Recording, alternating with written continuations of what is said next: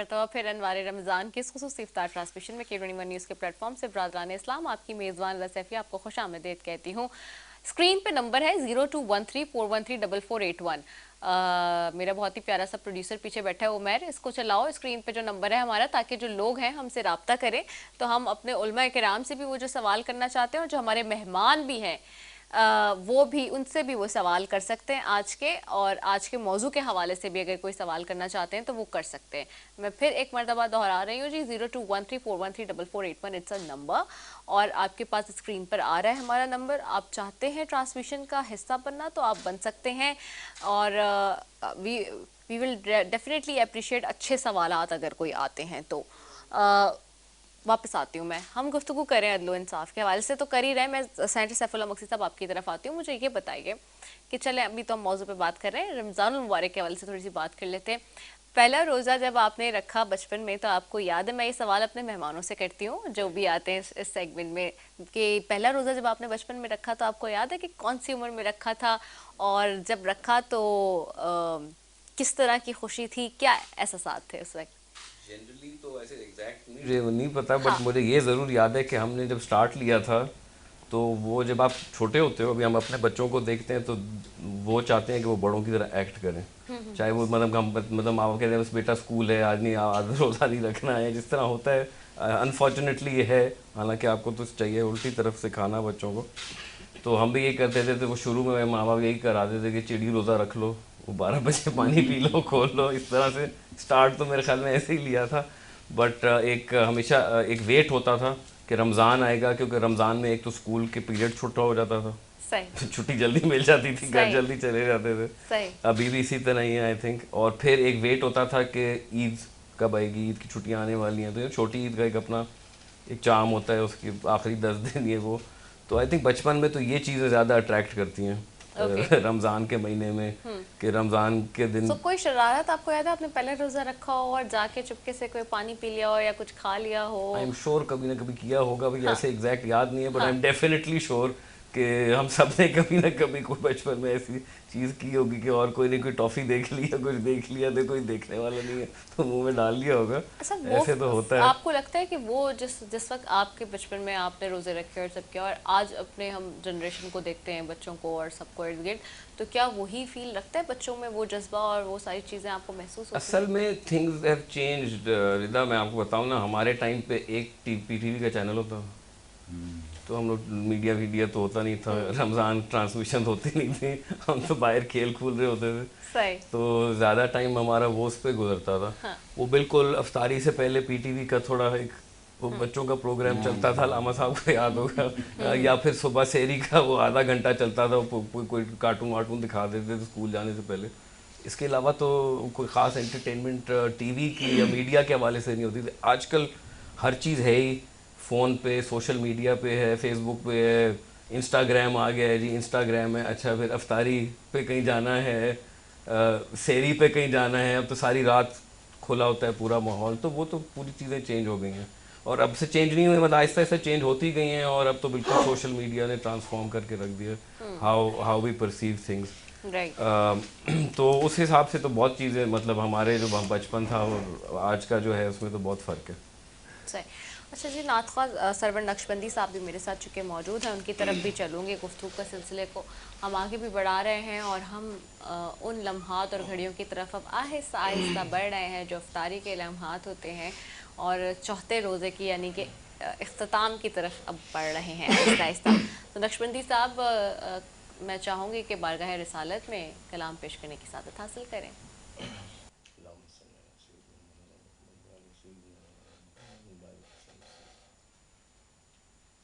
کرم آج بالائے بام آ گیا ہے, کرم آج بالائے, کرم آج بالائے بام آ گیا ہے,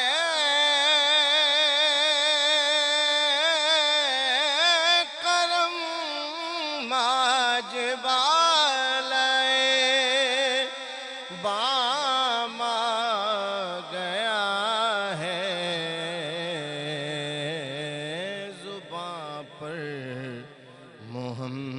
محمد کا نام آیا ہے زباں پر،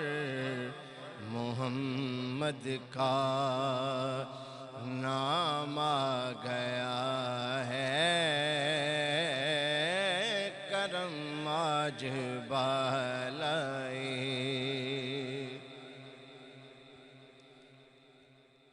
میرے پاس کچھ بھی نہ تھا روز محشر، میرے پاس کچھ بھی نہ تھا روز محشر، نبی کا وسیلہ ہی کام آ گیا ہے، نبی کا وسیلہ ہی کام آ گیا ہے، کرم آج بالائے بام آ گیا ہے، زباں پر محمد کا نام آ گیا ہے، کرم آج بالائے۔ اور چراغاں ہوا بزم ہستی میں خالد، چراغاں ہوا بزم ہستی میں خالد، نگاہوں میں حسن تمام آ گیا ہے، نگاہوں میں حسن تمام آ گیا ہے، کرم آج بالائے بام آ گیا ہے، زباں پر محمد کا نام آ گیا ہے، کرم آج بالائے۔ سبحان اللہ ماشاءاللہ، بہت ہی خوبصورت کلام بارگاہ رسالت میں پیش کرنے کی سعادت حاصل کرے تھے سرور نقشبندی، اور حق تعالیٰ کا ارشاد پاک ہے۔ آج کے موضوع کے حوالے سے ہم پھر بات کریں گے کہ اے ایمان والو، خدا کے لیے انصاف کی گواہی دینے کے لیے کھڑے ہو جایا کرو، اور لوگوں کی دشمنی تم کو اس بات پر آمادہ نہ کرے کہ انصاف چھوڑ دو۔ انصاف کیا کرو کہ یہی پرہیزگاری کی بات ہے، اور خدا سے ڈرتے رہو، کوئی شک نہیں کہ خدا تمہارے سب اعمال سے خبردار ہے۔ یعنی کہ بار بار کہا گیا ہے کہ عدل و انصاف کرنا ہے، عدل و انصاف ہوگا ہی تو معاشرے میں سکون آئے گا، اور معاشرے میں بیلنس آئے گا، معاشرے میں نکھار آئے گا، بہتری آئے گی۔ اور اس کے علاوہ بھی حدیث مبارک صلی اللہ علیہ وآلہ وسلم کا ارشاد ہے کہ جس شخص کو عام مسلمانوں کی کوئی ذمہ داری سپرد کی گئی ہو، پھر اس نے کوئی عہدہ کسی شخص کو محض دوستی و تعلق کی مد میں بغیر اہلیت معلوم کیے ہوئے دیا، تو اس پر اللہ کی لعنت ہے، نہ اس کا فرض مقبول ہے نہ نفل، یہاں تک کہ وہ جہنم میں داخل ہو جائے۔ بعض روایت میں ہے کہ جس شخص نے کوئی عہدہ کسی شخص کے سپرد کیا، حالانکہ اس کے علم میں تھا کہ دوسرا آدمی اس عہدے کے لیے اس سے زیادہ قابل اور اہل ہے، تو اس نے اللہ کی خیانت کی اور رسول اکرم صلی اللہ علیہ وسلم کی اور سب مسلمانوں کی۔ تو یہ جو میرٹ کا قتل عام ہم کرتے ہیں، عدل و انصاف نہیں کرتے، میرٹ کا قتل عام بھی ہمارے یہاں بہت زیادہ ہے۔ ہم اسی پہ دیکھتے ہیں کہ کسی کی نوکری لگ رہی ہے اس بنیاد پہ کہ وہ اس کا بھائی ہے، وہ اس کا ماموں ہے، وہ اس کا چچا ہے، وہ اس کا دوست ہے، وہ اس کا یار ہے، وہ اس کا کوئی نہ کوئی رشتہ دار ہے، بہن ہے، مامی ہے، چاچی ہے، پھوپھی ہے، تو جی آپ لگوا دیتے انہیں۔ جہاں میرٹ کا قتل ہو، قتل عام ہو، وہ معاشرہ بھی بہتری کی طرف نہیں جا سکتا، اسی طرح تباہی و بربادی کے دہانے پر کھڑا ہوگا، جیسے کہ ہم آج دیکھ رہے ہیں۔ ہم جب بھی بات کر رہے تھے بریک میں بھی ہماری یہاں گفتگو ہو رہی تھی کہ حکومتوں کے حوالے سے تو چاہے کوئی بھی حکومت آئے، لیکن جب تک وہ میرٹ پر نہیں اترے گی، میرٹ پہ فیصلے نہیں کرے گی، لوگوں کے ساتھ انصاف نہیں کرے گی، تو پھر تب تک حالات ایسے ہی رہیں گے۔ کیوں علامہ صاحب؟ بالکل آپ نے صحیح فرمایا، اور جیسے کہ ابھی سینیٹر صاحب نے فرمایا کہ معاشرے میں علم کی کمی ہے، اور آپ نے جس قرآن مجید کی آیت کا حوالہ دیا ابتدا میں نے اس کی ایک چھوٹی سی آیت کا ترجمہ بھی وہی کیا تھا میں نے، تو یقیناً جن معاشروں میں علم کی کمی ہوتی ہے وہاں پہ شعور اور آگہی بھی ختم ہو جاتا ہے، اور جہاں شعور اور آگہی ختم ہو جائے وہاں انسان جو ہے انصاف نہیں کر سکتا۔ سرکار فرماتے ہیں کہ اگر کوئی کسی دن آپ کے پاس کوئی سائل نہ آئے تو اپنے نفس سے یہ سوال کریں کہ آج ہم نے کون سا ایسا گناہ کیا ہے کہ ہمارے پاس سائل نہیں آیا ہے۔ مگر آج سائل کی لمبی لمبی قطاریں ہیں، ان سائلوں کو کے مسائل حل کرنا جو ہے، سینیٹر صاحب وہاں بیٹھتے ہیں جہاں قانون سازی ہوتی ہے، بڑا اہم اور محترم اور مجرب ادارہ ہے جہاں پہ قانون سازی ہوتی ہے۔ تو میں ان کو یہی، یقیناً ہم علماء کی جو ہے ان لوگوں تک رسائی نہیں ہوتی ہے، یہ تو ٹی وی شوز میں اور کہیں ہم سے مل جاتے ہیں، اس لیے کہ جن معاشروں میں علماء کا مقام گھٹا دیا جائے اور عام انسان جو ہے وہ علم کے بغیر جو ہے، جیسے آپ نے ابھی ابتدا میں فرما دیا کہ علم کے بغیر، اس لیے کہ معیار جو ہے، میرٹ جو ہے وہ علم ہے جن معاشروں میں علم، اس لیے کہ علم زندگی ہے، جہالت موت ہے۔ انکمپٹنسی اسے نظر آتی ہے جس کو ہم نا؟ کہتے ہیں اگر لیک آف گورننس جس کو ہم کہتے ہیں، یہ وہی باتیں ہیں نا جو ہم ہر وقت کہتے ہیں۔ میں نے نچوڑ دیا، ورنہ یہ تو 10 مجلسوں کا میٹر ہے پورا، کہ جن معاشروں میں علم کی بنیاد پہ عزت نہیں ہوتی ان معاشروں میں انصاف نہیں ہوتا۔ تو ہمارے یہاں سب سے بڑا المیہ یہ ہے کہ علم کی عزت نہیں ہے، علم کی کمی نے انسان کو ہونا تو یہ چاہیے کہ آپ کا سب سے بڑا فیصلہ کرنے والا عالم ہو، مگر آپ کے اسمبلی میں ایسے جنہیں انا اطعنا کل کوثر نہیں آتی، جنہیں سورہ قل واللہ نہیں آتا، ٹھیک ہے نا، انگریزی کو تو چھوڑ دیجئے، میں قرآن کی بات کر رہا ہوں، ابتدائیہ سورہ نہیں آتے ہیں، اب ان سے آپ کیا ان کو آپ کہیں گے کہ غریب سے ہمدردی کرو؟ اس لیے کہ یہ دنیا دھوکہ ہے۔ مولا علی علیہ السلام فرماتے ہیں کہ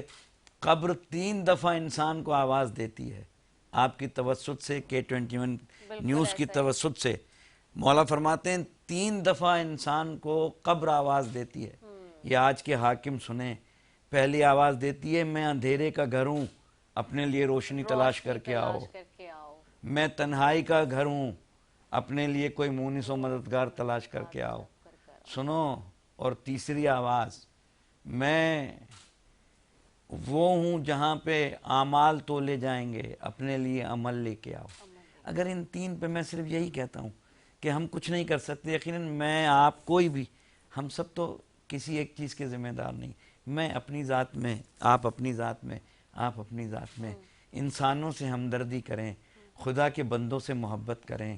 یہ مت دیکھیں کہ کون ہے، یہ دیکھیں کہ انسان ہے۔ اس لیے کہ بھوکے کا مسلک نہیں ہوتا، بھوکے کی زبان نہیں ہوتی، بھوکے کی قوم نہیں ہوتی، اسے روٹی کی ضرورت ہوتی ہے۔ اس رمضان کے مہینے میں اگر ہم یہ تہیہ کر لیں کہ ہم خدا کے بندوں سے محبت کریں، اگر ہم اپنے طور پہ اپنے نفس سے ہم انصاف کریں اور یہ شروع کریں تہیہ کرنے کے، نہیں ہم کسی کو جھڑکیں گے، نہیں ہم کسی کی توہین نہیں کریں گے، ہم کوئی غریب نے اگر ہاتھ پھیلا دیا تو وہ ہاتھ واپس خالی نہیں جائے گا، تو پھر انصاف شروع ہو جائے گا۔ پہلے انصاف اپنے گھر سے شروع کریں آپ، جب اپنے گھر سے شروع، ہم خام خواہی تنقید کریں حکومتوں پہ، خام خواہی تنقید کریں سیاستدانوں پہ، خام خواہی تنقید کریں لوگوں پہ، مگر کیوں نہ ہم اپنا محاسبہ کر لیں کہ ہم ہی صحیح ہو جائیں، کم سے کم ہم تو اللہ کی بارگاہ میں جا کے کل نہیں پرسوں پتہ نہیں کس دن ہمیں جو ہے اللہ کے یہاں جانا پڑے، ہم کم سے کم یہ تو کہہ سکتے ہیں نا، جو چونچ میں پانی ڈال رہی تھی جناب ابراہیم کی آگ پر، اس سے کسی نے پوچھا تھا، یہ قصص الانبیاء میں، کہ تم کہاں سے، یہ تمہارا یہ چونچ کا پانی کیا کرے گا آگ کو؟ اس نے کہا میرا ذمہ جو ہے، جو میرے ذمہ کا کام ہے، تو ہم اپنا تو انصاف شروع کریں نا، ہم شروع کریں، آگے وہ جانے، ان کا خدا جانے، ہم سے اللہ اتنا ہی پوچھے گا جتنا ہمارا ذمہ ہے. بلا شبہ. اور آپ کو پتہ ہے ناظرین، علامہ سجاد شبیر رضوی صاحب اتنا خوبصورت بیان کرتے ہیں اور بڑی تفصیلاً بیان کرتے ہیں، لیکن یہاں پہ ٹرانسمیشن میں وقت کی کمی ہوتی ہے، وقت ہمارے پاس قلیل ہوتا ہے، اس وجہ سے مجھے بریک پہ بھی جانا ہوتا ہے. تو ایک بریک پہ جا رہی ہوں جی، وقفے کے بعد واپس آ رہی ہوں، آپ نے کہیں نہیں جانا ہے. السلام علیکم ورحمۃ اللہ وبرکاتہ.